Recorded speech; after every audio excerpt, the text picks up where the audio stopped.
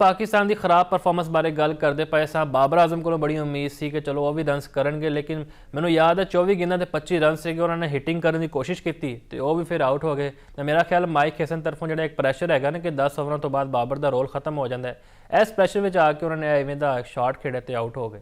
ਤੇ ਇਹਦੇ ਬਾਰੇ ਕੀ ਕਹੋਗੇ ਮੁਜ਼ਾਹਿਰ ਅਵਾਨ ਸਾਹਿਬ? ਜੀ ਦੇਖੋ, ਕੱਲ ਦਾ ਜਿਹੜਾ ਮੈਚ ਹੋਇਆ ਪਾਕਿਸਤਾਨ ਤੇ ਇੰਗਲੈਂਡ ਦੇ ਦਰਮਿਆਨ, ਉਹਦੇ ਵਿੱਚ ਤੁਸੀਂ ਵੇਖ ਸਕਦੇ ਹੋ ਕਿ ਇਹਦੇ ਅੰਦਰ ਜਿਹੜਾ ਜ਼ਿੰਮੇਦਾਰ ਹੈਗਾ ਨਾ, ਕੋਈ ਇੱਕ ਸ਼ਖਸ ਨਹੀਂ ਹੈਗਾ ਇਹਦੇ ਅੰਦਰ। ਤੁਹਾਡੀ ਸਿਲੈਕਸ਼ਨ ਕਮੇਟੀ ਵੀ ਜ਼ਿੰਮੇਦਾਰ ਹੈ, ਤੁਹਾਡਾ ਕੋਚ ਵੀ ਜ਼ਿੰਮੇਦਾਰ ਹੈ, ਤੇ ਤੁਹਾਡਾ ਕੈਪਟਨ ਤੇ ਤੁਹਾਡੇ ਪਲੇਅਰਸ ਵੀ ਜ਼ਿੰਮੇਦਾਰ ਨੇ। ਕਿਉਂ? ਤੁਸੀਂ ਦੇਖ ਸਕਦੇ ਹੋ ਕਿ ਸਾਇਮ ਅਯੂਬ ਪੂਰੇ ਟੂਰਨਾਮੈਂਟ ਤੋਂ ਪਹਿਲੇ ਤੇ ਵੀ ਫੇਲ ਹੋ ਰਹੇ ਨੇ ਤੇ ਹੁਣ ਵੀ ਫੇਲ ਹੁੰਦੇ ਆ ਰਹੇ ਨੇ, ਤੇ ਉਹਨਾਂ ਨੂੰ ਤੁਸੀਂ ਉਹਦੀ ਜਗ੍ਹਾ ਤੁਸੀਂ ख्वाजा नाफे ਨੂੰ, ਫਖਰ ਜ਼ਮਾਨ ਨੂੰ ਓਪਨਿੰਗ ਕਰਵਾ ਦਿੰਦੇ, ख्वाजा नाफे ਨੂੰ ਥੱਲੇ ਖਿਲਾ ਦਿੰਦੇ। ਸਾਇਮ ਅਯੂਬ ਐਸਾ ਕੀ ਤੁਹਾਨੂੰ ਦੇ ਰਿਹਾ ਕਿ ਤੁਸੀਂ ਉਹਨੂੰ ਟੀਮ ਚੋਂ ਕੱਢ ਹੀ ਨਹੀਂ ਪਾ ਰਹੇ? ਉਸ ਤੋਂ ਬਾਅਦ ਸਲਮਾਨ ਅਲੀ ਆਗਾ ਸਾਹਿਬ ਆਏ ਨੇ, ਉਹਨਾਂ ਨੇ ਜੋ ਪਰਫਾਰਮੈਂਸ ਦਿੱਤੀ ਹੈ, ਤੁਸੀਂ ਹੈਰੀ ਬਰੋਕ ਦੀ ਪਰਫਾਰਮੈਂਸ ਦੇਖੀ ਹੈ ਨਾ, ਉਹਦੇ ਅੰਦਰ ਤੁਹਾਨੂੰ ਲੱਗਦਾ ਪਿਆ ਕਿ ਕੈਪਟਨਸੀ ਵਾਲੀ ਪਰਫਾਰਮੈਂਸ ਨਜ਼ਰ ਆ ਰਹੀ ਸੀ। ਸਾਡੇ ਕੈਪਟਨ ਸਾਹਿਬ ਨੇ ਕਿਹੋ ਜਿਹੀ ਪਰਫਾਰਮੈਂਸ ਦਿੱਤੀ ਹੈ।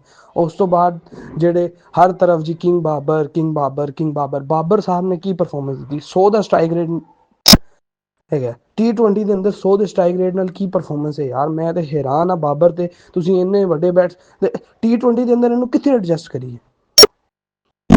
ਉਸ ਤੋਂ ਬਾਅਦ ਤੁਸੀਂ ਅੱਗੇ ਚੱਲਦੇ ਜਾਓ, ਜਿਹੜੇ ਜਿਹੜੇ ਸਾਡੇ ਪਲੇਅਰ ਸਾਰੇ ਆਏ ਨੇ, ਕੀ ਉਹਨਾਂ ਨੇ ਪਰਫਾਰਮੈਂਸ ਦਿੱਤੀ ਹੈ। ਤੇ ਮੈਂ ਤਾਂ ਬਿਲਕੁਲ ਹੀ ਡਿਸਅਪੁਆਇੰਟ ਹੈਗਾ ਵਾਂ ਕੱਲ ਦੇ ਮੈਚ ਤੋਂ, ਕਿ ਜੋ ਨਜ਼ਰ ਆ ਰਿਹਾ ਸੀ ਕਿ ਅਸੀਂ ਪਾਕਿਸਤਾਨ ਜੀ ਈਜ਼ੀਲੀ ਜਿੱਤ ਜਾਏਗਾ ਜਾਂ ਪਾਕਿਸਤਾਨ ਅੱਛਾ ਪਰਫਾਰਮ ਕਰੇਗਾ ਤੇ ਅਗੇਂਸਟ ਇੰਗਲੈਂਡ ਜਿੱਤ ਕੇ ਸੈਮੀਫਾਈਨਲ ਦੇ ਅੰਦਰ ਕੁਆਲੀਫਾਈ ਕਰ ਜਾਏਗਾ। ਲੇਕਿਨ ਮੈਨੂੰ ਤੇ ਹੁਣ ਇਹ ਨਜ਼ਰ ਆ ਰਿਹਾ ਕਿ ਇਹਦੇ ਅੰਦਰ ਕੋਈ ਚਾਂਸ ਪਾਕਿਸਤਾਨ ਦਾ ਨਹੀਂ ਬਣਦਾ ਪਿਆ ਸੈਮੀਫਾਈਨਲ ਦੇ ਅੰਦਰ ਕੁਆਲੀਫਾਈ ਕਰਨ ਦਾ।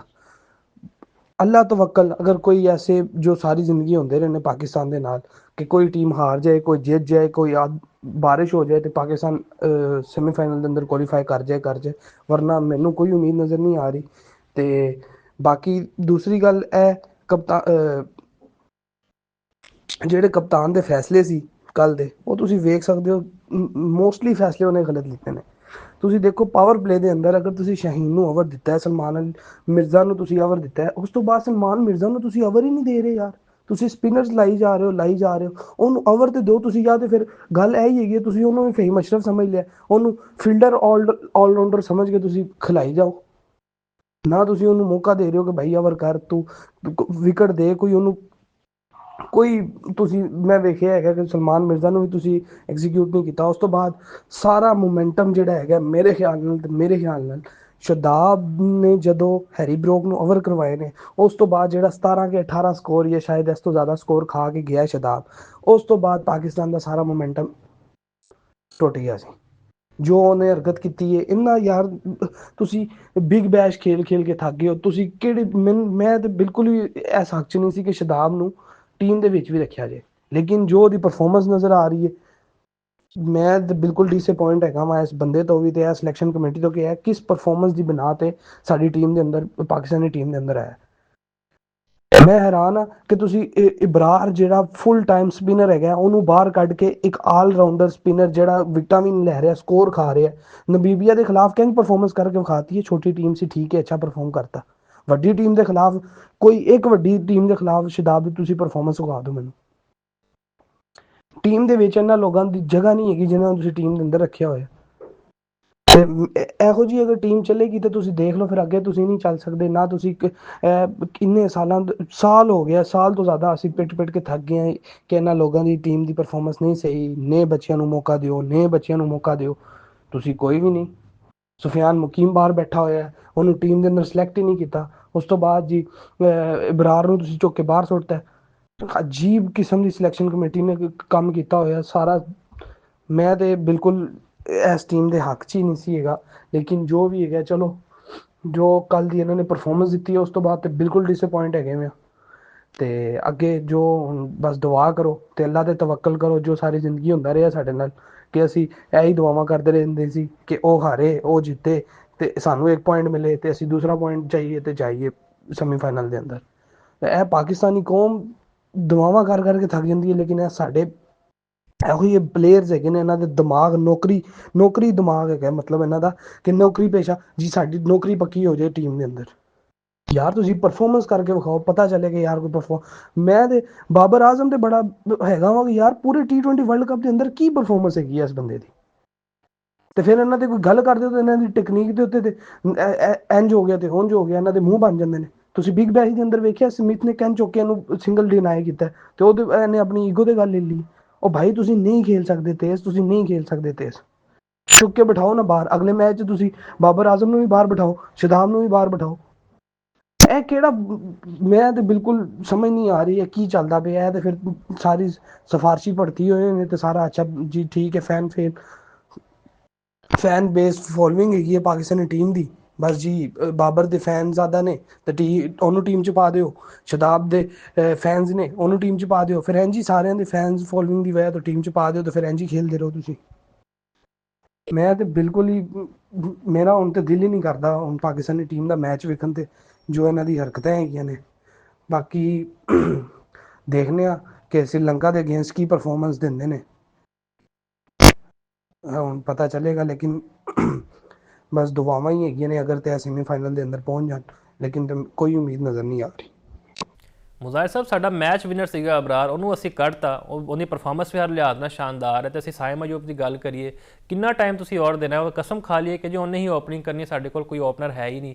ਅਸੀਂ ਮੁਸਲਸਲ ਵੇਖ ਰਹੇ ਹਾਂ ਕਿ ਉਹ ਓਪਨਰ ਬਤੌਰ ਓਪਨਰ ਉਹ ਫਲॉप ਜਾ ਰਹੇ ਨੇ, ਤੇ ਇਹ ਸਮਝ ਨਹੀਂ ਲੱਗਦੀ ਬਈ ਕੀ ਵਜੂਹਾਤ ਨੇ।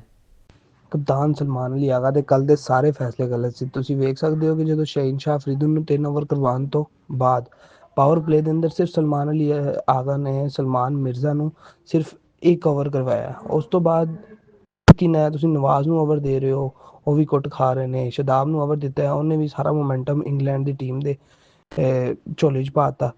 ਤੇ ਸਲਮਾਨ ਮਿਰਜ਼ਾ ਨੂੰ ਤੁਸੀਂ ਲੇਟ ਓਵਰ ਦਿੱਤਾ ਹੈ, ਜਿਹਦੀ ਵਜ੍ਹਾ ਤੋਂ ਮੈਨੂੰ ਲੱਗਦਾ ਹੈਗਾ ਕਿ ਸਾਰਾ ਮੋਮੈਂਟਮ ਇੰਗਲੈਂਡ ਦੀ ਟੀਮ ਦੇ ਕੋਲ ਚਲਾ ਗਿਆ, ਜਿਹਦੀ ਵਜ੍ਹਾ ਤੋਂ ਅਸੀਂ ਮੈਚ ਹਾਰੇ ਹਾਂ।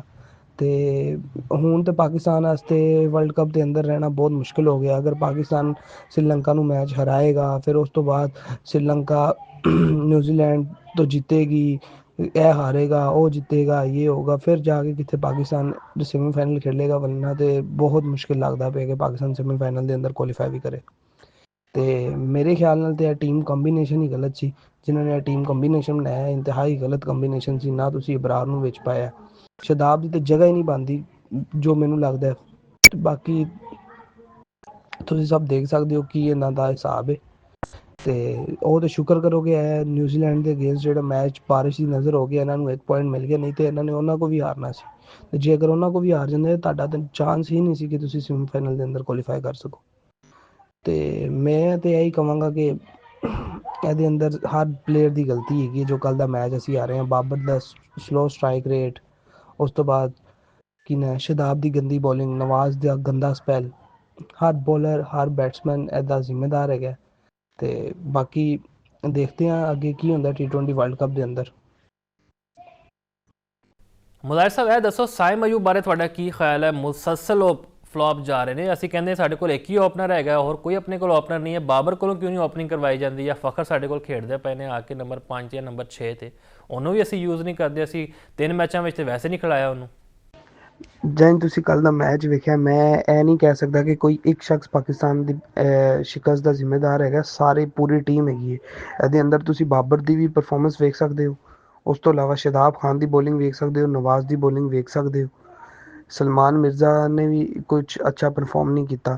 ਸਾਰੇ ਆਲ ਟੂ ਤੁਸੀਂ ਬੈਟਿੰਗ ਦੇ ਅੰਦਰ ਵੀ ਫੇਲ ਹੋਏ ਹੋ ਤੇ ਬੋਲਿੰਗ ਦੇ ਅੰਦਰ ਵੀ ਫੇਲ ਹੋਏ ਹੋ।